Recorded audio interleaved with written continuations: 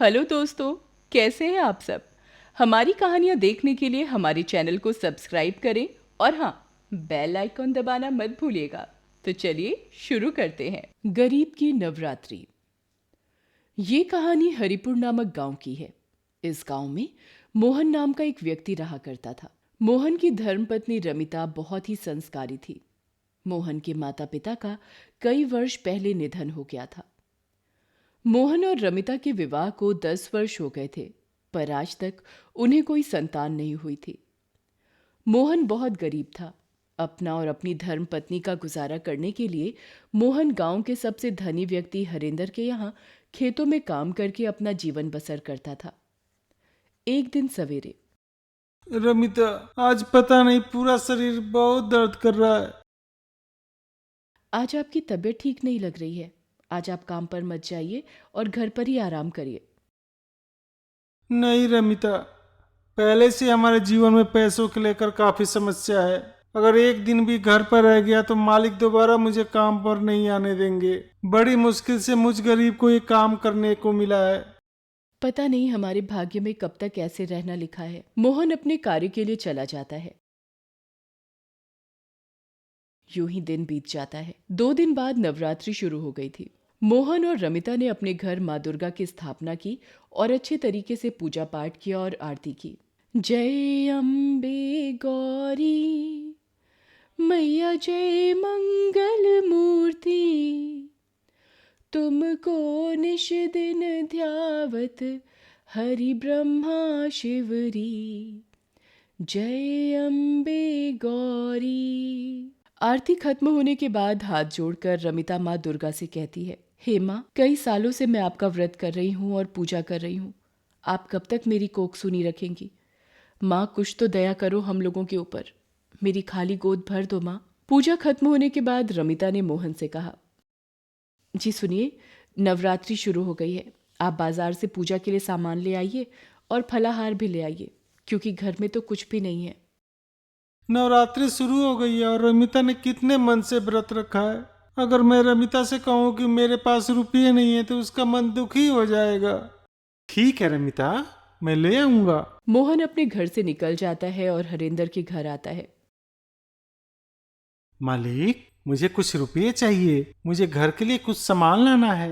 अरे ये क्या मोहन, तुमने भी औरे की तरह नौटंकी शुरू कर दिया। मालिक, मैं नाटक नहीं कर रहा हूँ। आज मेरी पत्नी ने नवरात्रि का व्रत रखा है और पूजा के लिए घर में कुछ भी सामान नहीं है। बस उसी के लिए कुछ आपसे रुपये लेने आया हूँ। हाँ, मैं खूब जानता हूँ तुम जैसों की चालाकी। चलो पहले रोज की तरह अपने काम करो, फिर सोचूंगा तुम्हें रुपये देने के बारे में। मोहन रोज की तरह हरेंद्र के खेतों में काम करना शुरू कर देता है। सारा दिन काम करने के बाद शाम को मोहन हरेंद्र के पास पैसे मांगने आता है। मालिक, अब तो मुझे कुछ रुपये दे दो। मैं घर जाते ही पूजा का सामान खरीद लूंगा। अरे भाई मोहन, मेरे पास तो अभी पैसे नहीं है। सारे पैसे एक जमींदार ने अभी लेके चला गया। अभी मेरे पास तुम्हें देने के लिए एक भी रुपये नहीं बचे हैं। पर मालिक, आपने ही तो मुझे कहा था कि पैसे देने के लिए। अब मैं कैसे पूजा का सामान लेके जाऊंगा? तो मैं क्या करूँ मोहन, मेरे पास नहीं है पैसे। अब मैं क्या करूं? मैंने रमिता से कहा था कि मैं पूजा का सारा सामान ले आऊंगा। अब मैं रमिता को क्या जवाब दूंगा? यही सब मन ही मन सोचता हुआ मोहन माँ दुर्गा के मंदिर की सीढ़ियों पर जाकर बैठ जाता है। रात का समय था। मंदिर में कोई भी नहीं था। मोहन मन ही मन कहता है, हे माँ दुर्गा, अब मैं घर पे जाकर रमिता से क्या कहूँ? वो बहुत दुखी हो जाएगी। माँ, कुछ तो रहम करो हमारे ऊपर, कुछ तो दया करो माँ। तभी अचानक मोहन को एक बच्ची के रोने की आवाज सुनाई देती है। अरे, ये तो किसी बच्ची की रोने की आवाज लगती है। मोहन उठकर इधर उधर बच्ची की तलाश करता है। तभी एक विशाल पेड़ के नीचे एक छोटी बच्ची रोती हुई मोहन को दिखाई देती है। मोहन दौड़ता हुआ उस बच्ची के पास जाता है। अरे, ये बच्ची इतनी रात गए अकेले, या वो भी यहाँ तो कोई नजर ही नहीं आता। आखिर ये बच्ची किसकी है? मोहन उस बच्ची को अपने हाथों में लेता है। लगता है किसी ने इस बच्ची को यहाँ भूल कर चला गया है। कुछ समय रुकता हूँ, शायद कोई यहाँ इस बच्ची को ढूंढते हुए आ जाए। काफी समय इंतजार करने के बाद ना तो कोई वहां आता है और ना ही मोहन के सिवा वहां कोई और व्यक्ति था। मोहन उस बच्ची को अपने साथ घर ले आता है। जी, ये बच्ची कौन है और आप इसे यहाँ क्यों ले आए? मोहन रमिता को सारी बात विस्तार से बताता है। बच्ची तो बड़ी प्यारी है। इसे हम अपने पास ही रख लेते हैं। वैसे भी हमारी कोई संतान नहीं है, आज से यही हमारी संतान है। माँ दुर्गा ने हमारी सुन ली है तो इस बच्ची को हमारे पास भेजा है। मोहन और रमिता उस बच्ची को अपना लेते हैं।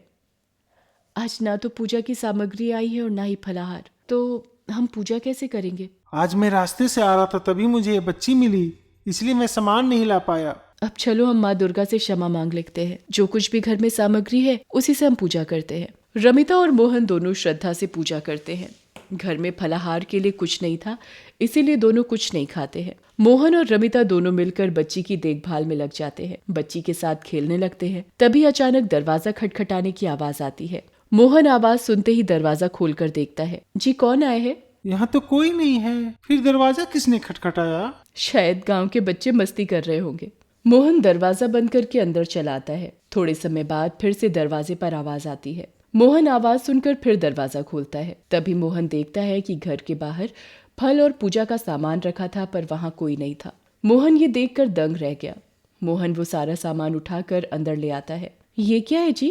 किसने दिया ये? पता नहीं, बाहर कोई नहीं था, पर दरवाजे के पास ये सब सामान रखा हुआ था। सामानों में कुछ फल, पूजा की सामग्री और दूध वगैरह ये सब था। रमिता और मोहन ये सब देखकर आश्चर्यचकित हो जाते हैं। दोनों अचंभे में थे कि आखिर ये सब किसने बाहर छोड़कर गया। ये सब क्या हो रहा है जी? इतना सारा सामान अचानक यहाँ कौन छोड़कर चला गया? मुझे तो ये सब माँ दुर्गा की कृपा लग रही है। थोड़े समय बाद मोहन और रमिता उसी सामान से विधि विधान से पूजा करना शुरू करते हैं। पूजा में ताजे रंग बिरंगे सुंदर सुंदर फूल, धूप पट्टी, हवन सामग्री और लाल चुंदरी समेत समस्त सामग्री थी। पूजा खत्म होने के बाद मोहन और रमिता उस बच्ची को अपने साथ लिए सो जाते हैं। आधी रात गुजर जाती है। तीनों गहरी नींद में सोए हुए थे। तभी अचानक उस बच्ची का आकार बढ़ने लगता है और वो बच्ची एक विशाल देवी बन जाती है। वो अपने हाथ को आशीर्वाद की मुद्रा में करती हैं तो मोहन के घर नोटों की बारिश होने लगती है। इस तरह वो माँ दुर्गा अपना हाथ आशीर्वाद की मुद्रा में उठाकर मोहन के घर में हर तरह का सामान भर देती हैं। अगले दिन जब रमिता और मोहन नींद से जागते हैं तो ये सब देखकर दोनों दंग रह जाते हैं। रमिता, ये क्या? घर में इतना सारा पैसा सामान कहाँ से आ गया? रमिता आश्चर्यचकित हो जाती है। लगता है ये माँ दुर्गा ने हम पर कृपा की है। कुछ दिन यूं ही गुजर जाते हैं। मोहन के पास इतना धन हो जाता है कि वो हरिंदर के यहाँ काम करने नहीं जाता। ये देख हरिंदर मोहन के घर आता है। अरे भाई मोहन, क्या कारण है? इतने दिन से काम पे क्यों नहीं आ रहे हो? सब ठीक है ना? मालिक, अब मुझे काम की जरूरत नहीं है। देवी मैया की कृपा से हमारे जीवन में बहुत सुखी हो गया है। अब हमें किसी चीज की आवश्यकता नहीं है। हरिंदर ये सब देखकर दंग रह गया। अरे ये सब क्या हो गया? मोहन तो बहुत गरीब व्यक्ति था, अचानक इसके पास इतना धन कहाँ से आ गया? तभी हरिंदर की नजर उस बच्ची पर पड़ती है। अरे ये तो मेरी बच्ची है, मैंने इसे मंदिर के पास छोड़ा था, ये इसके पास कैसे? हरिंदर की पत्नी को 3 लड़कियां होती हैं, पर हरिंदर को अपनी संपत्ति संभालने के लिए लड़का चाहिए था। इसीलिए जब भी हरिंदर को कन्या होती तो वो उसे मार देता था या तो कहीं छोड़ आता था। हरिंदर ने अपनी इस बच्ची को भी मंदिर में छोड़ दिया था, जिसे मोहन अपने घर लेकर आया था। तभी मोहन और रमिता पूजा करने के लिए बैठ जाते हैं। हरिंदर बच्ची को अकेला देख बच्ची को उठाने लगता है। तभी वो बच्ची एक विशाल देवी बन जाती है। ये देख हरिंदर दंग रह जाता है। हरिंदर, तुम्हें क्या लगा मैं तुम्हारी बच्ची हूँ? तुम्हारे अंदर इंसानियत नहीं है। तुम कन्या भ्रूण के हत्यारे हो। तुमने एक मासूम बच्ची को अंधेरे में पेड़ के नीचे अकेला मरने छोड़ दिया था। मैंने इस बच्ची के अंदर प्रवेश किया और तभी मोहन इस बच्ची को वहाँ से अपने घर ले आया और उसका पालन पोषण किया और उसी की अच्छाई का फल मिला है। मोहन और रमिता ये सब देखकर हैरान हो जाते हैं और देवी मैया के सामने हाथ जोड़कर देवी मैया से आशीर्वाद लेते हैं। इस संसार में लड़का और लड़की एक समान है, उनमें भेदभाव नहीं करना चाहिए। मेरी आंखें खुल गई है। आज के बाद मैं कभी ऐसा नहीं करूंगा। मुझे माफ कर दो। मैं भी भूल गया था, बेटा या बेटी दोनों एक समान होते हैं। तभी देवी मैया हरिंदर को उसकी कन्या देकर कहती है, हरिंदर, अपनी इस बच्ची का हमेशा ख्याल रखना। ये सब होने के बाद देवी मैया वहां से गायब हो जाती हैं। मोहन अब बहुत धनी हो गया था, बस उसे कमी थी तो सिर्फ एक संतान की। कुछ अरसा बीत जाने के बाद मोहन के घर एक लड़की पैदा होती है। मोहन और रमिता बहुत प्रसन्न हो जाते हैं। मोहन और रमिता दोनों देवी मैया की मूर्ति के सामने खड़े होकर देवी मैया का आशीर्वाद लेते हैं। इसी तरह मोहन और रमिता का जीवन एकदम से बदल गया। उनके जीवन में अब कोई समस्या नहीं थी। अब वो हर साल नवरात्रि धूमधाम से मनाते थे। दोस्तों, अगर आपको ये कहानी पसंद आई हो तो चैनल को सब्सक्राइब कर लें और बेल नोटिफिकेशन दबा दें और कमेंट करके ज़रूर बताएं कि आपको ये कहानी कैसी लगी। धन्यवाद।